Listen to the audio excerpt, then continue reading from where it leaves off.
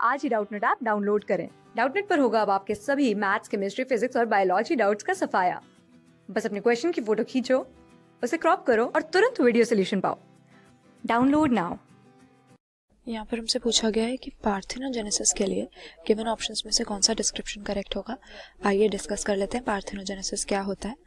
हमें मालूम है कि जब भी कोई लिविंग ऑर्गेनिज्म अपने से सिमिलर ऑफस्प्रिंग्स या यंग वंस प्रोड्यूस करता है, इसको हम रिप्रोडक्शन कहते हैं। और हमारे लिविंग वर्ल्ड में दो मोड हमें रिप्रोडक्शन के मेनली देखने को मिलते हैं, सेक्सुअल और एसेक्सुअल रिप्रोडक्शन।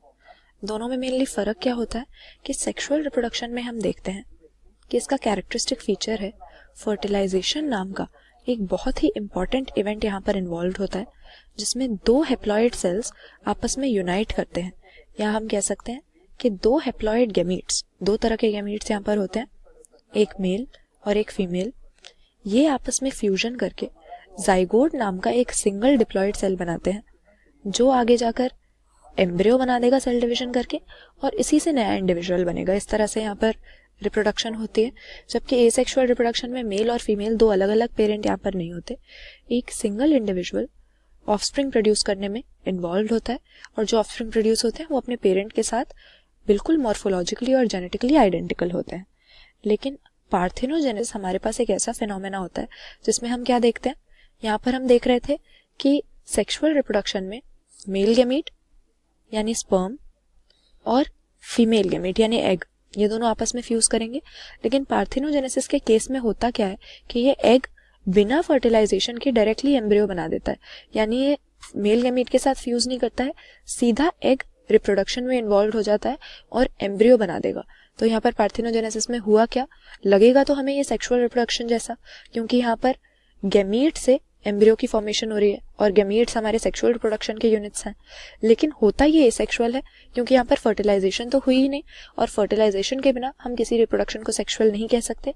तो पार्थेनोजेनेसिस यहाँ पर ऑप्शन डी हमारा सही हो जाएगा। एम्ब्रियो यहाँ पर एग से बन रहा है बिना फर्टिलाइजेशन के, तो सेक्सुअल रिप्रोडक्शन जैसा अपीयर होने वाला ये एक एसेक्सुअल मोड का इवेंट हो गया रिप्रोडक्शन में। और इसका सबसे कॉमन एग्जाम्पल हमारे पास हनी बीज हो जाती हैं। हनी बीज जब अपने हाइव में एग्स ले करती हैं, तो जो फर्टिलाइज्ड एग होता है वो तो जाकर वर्कर बीज बना देता है। इसका मतलब हो गया जो फीमेल हनी बीज हैं उनकी फॉर्मेशन हो गई फर्टिलाइज्ड एग से। लेकिन जो एग फर्टिलाइज नहीं होता है, अनफर्टिलाइज्ड एग्स ड्रोन्स में बदल जाते हैं, यानी यहाँ पर जो मेल्स होते हैं वो हेप्लॉइड होते हैं और ये अनफर्टिलाइज्ड एग से पार्थेनोजेनेसिस से बनते हैं।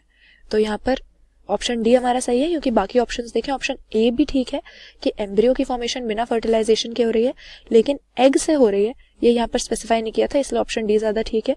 फिर लिखा है कि बिना फर्टिलाइजेशन के फ्रूट बन रहा है, तो इसका भी पार्थेनोजेनेसिस एक रीजन हो सकता है।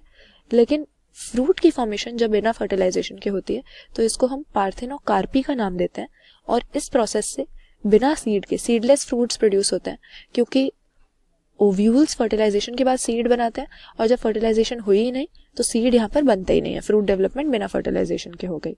और फिर यहाँ पर ऑप्शन सी में भी डेवलपमेंट ऑफ फ्रूट दिया हुआ है, ये सही आंसर नहीं है, क्योंकि एम्ब्रियो की जब डेवलपमेंट बिना फर्टिलाइजेशन के होती है एग से, तो उसे हम पार्थेनोजेनेसिस का नाम देते हैं। ऑप्शन डी सही आंसर यहाँ पर हमारा। क्लास 6 से 12 से लेके नीट, IIT, जेईई मेंस और एडवांस के लेवल तक 10 मिलियन से ज्यादा स्टूडेंट्स का भरोसा। आज ही डाउनलोड करें डाउटनेट ऐप या व्हाट्सएप कीजिए अपने डाउट्स 8400 400 400 पर।